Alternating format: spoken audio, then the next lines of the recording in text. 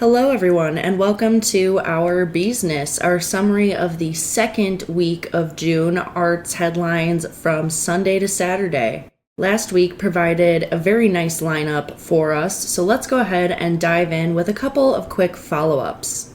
Fotografiska has announced that an exhibition of Vivian Mayer's works will be one of its two final shows. Each will run until September 29th, and both focus on street photography, one of the artist Bruce Gilden, and the other by Mayer, an American street photographer whose work was mostly discovered and recognized after her death. Fotografiska as an organization was founded in Stockholm in 2010. Their stated mission is to, quote, create a destination to discover world-class photography, eclectic programming, elevated dining, and surprising new perspectives, end quote.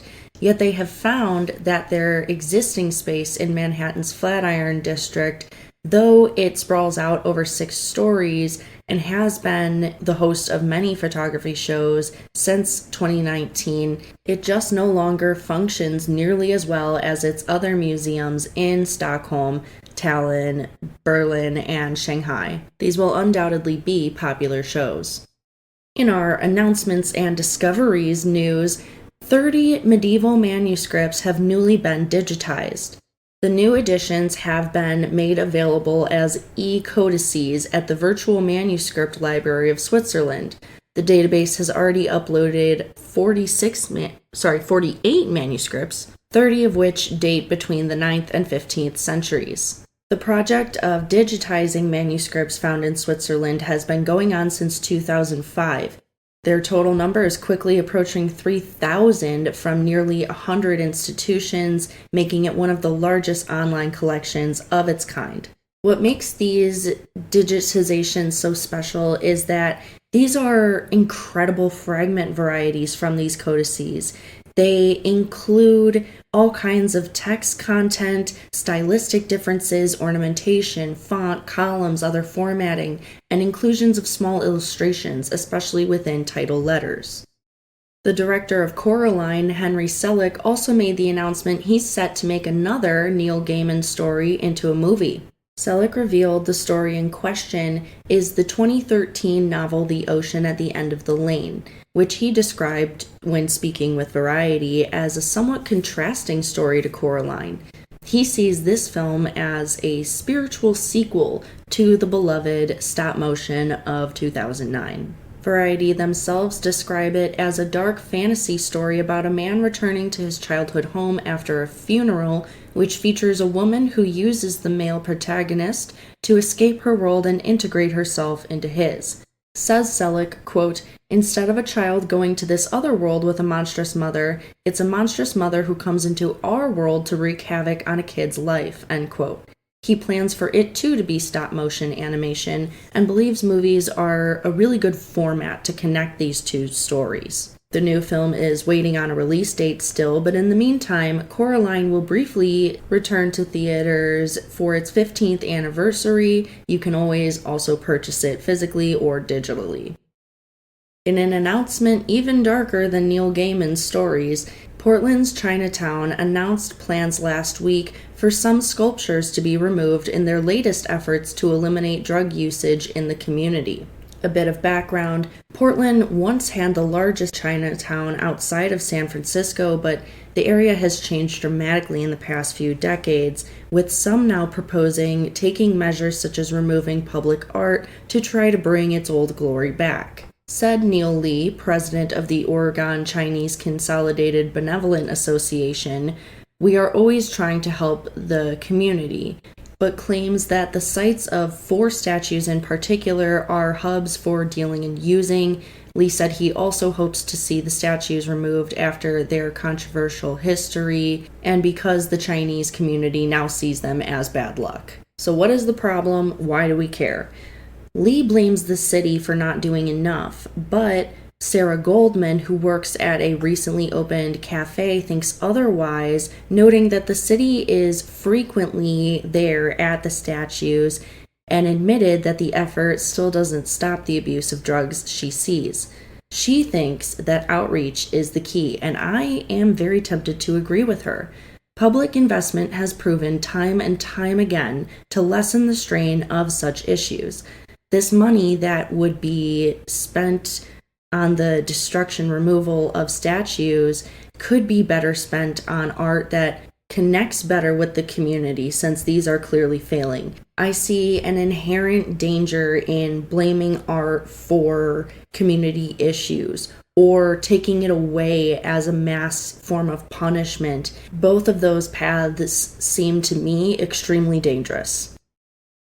We next have a slew of stories that don't necessarily fit into any given category, but definitely worth mentioning. First, the Kansas City Chiefs' Super Bowl rings appear to have a typo. The Chiefs spent $40,000 on each ring that they handed out to the players during the Thursday ceremony. The ceremony occurred on the south lawn of the Nelson Atkins Museum of Art in KC. Few, if any, apparently caught the error at the time. And this error, unless you knew to look for it, would be pretty tough to catch. It's located on the top inside portion of the ring, which would push down on the wearer's knuckles.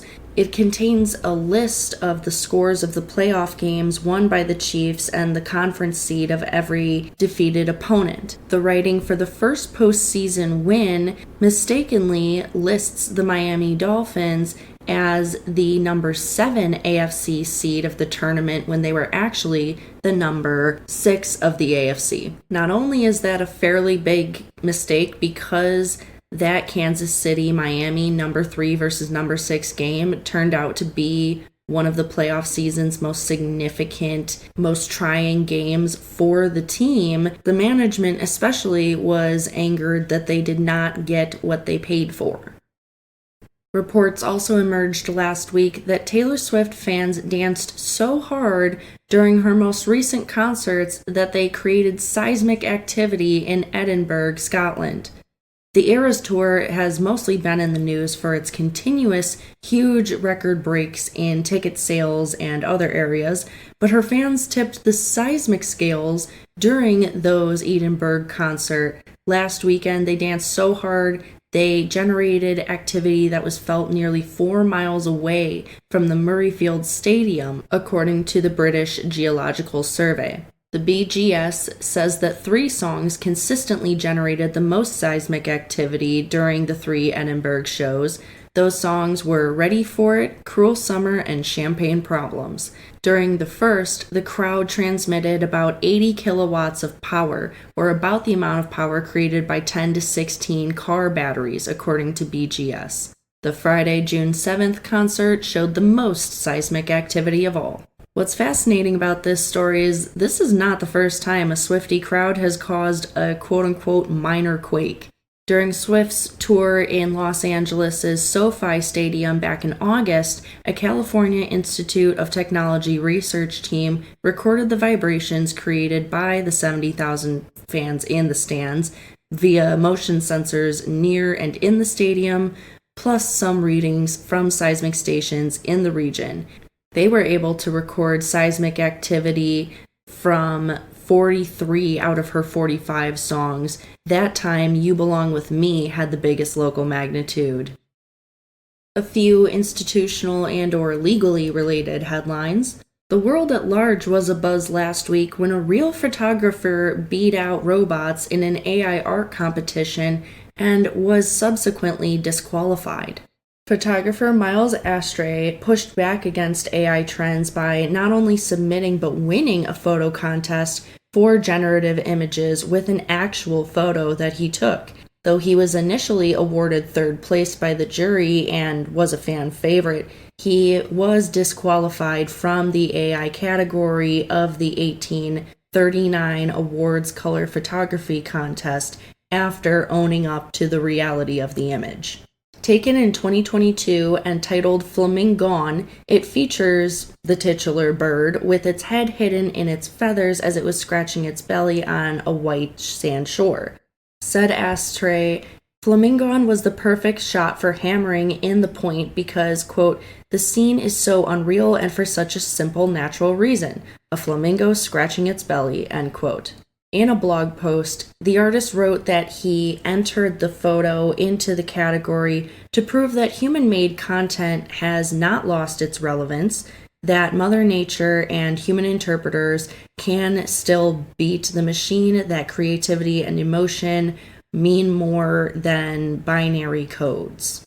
Hyperallergic, which gave us most of the information for our report today, notes that this situation comes a little over a year after an almost opposite one. In that situation, German photographer Boris Eldegsen won a Sony World Photography Award with his AI-generated photo derived from prompt engineering. In that case, however, Eldegsen opted to refuse the award instead. After disclosing to the jury panel that he had used AI, he was not disqualified from it. Maybe the most fascinating part of this story is that nobody actually seems to be mad. It's just a technical thing. Astray, in fact, expressed verbal support for the DQ decision. Said Lily Fearman, the co-founder and director of the company that manages 1839 awards, among other photography contests, that they appreciate the powerful message that Astray was attempting to convey, that it's a very important and timely statement, but that they could not award him the final prize because it would not be fair to the other contestants whose submissions fell within the guidelines of the rules. In a bit more somber news, Pensacola arts organizations sent out a call for support last week after Governor DeSantis cut $32 million in arts grants. Governor DeSantis recently vetoed nearly 700 arts and culture grants within the state, creating budget cuts that affect local organizations and nonprofits who rely on such funding to keep their programs alive. For context, those vetoed grants equate to, in Pensacola alone, a loss of more than $1.2 million worth of federal funding, often funding used to help these organizations stay afloat. Local arts organizations described the action as a devastating blow to their operations. They're very concerned about how to offset these big and unexpected losses. Director of Pensacola Opera, Chandra McKern, says, quote, "Our productions alone cost over $400,000 a year, so it affects all the programming that we're doing and all of our education and community engagement programs, everything really," end quote. While Director of Pensacola Children's Chorus Alex Gartner says, quote, "The funding that we receive from all areas directly correlates to the impact that we're able to make here in the community. We really hope that the community will come around us to continue to support these offerings so we can continue to be here for years to come," end quote. Honeys, if you are able to help in any way, especially as the arts are foundational to tourism in Florida, please take a look at the websites for those two organizations I just mentioned, as well as First City Arts Center, Florida Community Art Outreach, or any other reputable Pensacola organizations you can find. And in our last bit of legal institutional news, a graffiti artist was arrested last week for allegedly spray painting Beesness heads all over Detroit. Graffiti artist Brian Heron refers to himself as BVIS, leaving this combination of initials on buildings, construction materials, anything he can find. He outed himself in the Metro Times back in April, boasting that he'll do up to 20 Beavis heads a night. He described this graffiti as a compulsion at that time, saying that the cartoon was his favorite growing up. Perhaps he didn't quite catch the lessons in that show, because he faces felony charges if found responsible for spray painting these thousands of heads all over the city of Detroit and beyond. Heron was arrested after a search warrant was served at his home last week. He's now facing 6 counts of malicious destruction of property, each count punishable by up to 4 years in prison if found guilty. You may be asking yourselves, honeys, this offense seems kinda minor, so why the big charges?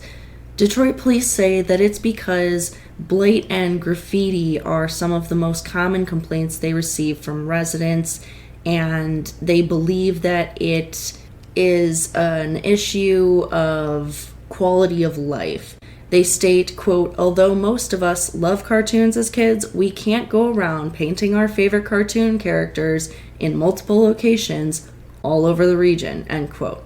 All in all, I find this story a bit humorous because he snitched on himself in the news. I mean, what did you think was going to happen? Heron refused to comment, though, after he made his $50,000 bail. And to close us out, news related to auctions, events, and sales. First up, really exciting news. A rare Renaissance painting, once found in a bus stop in a trash bag, could sell for tens of millions at auction.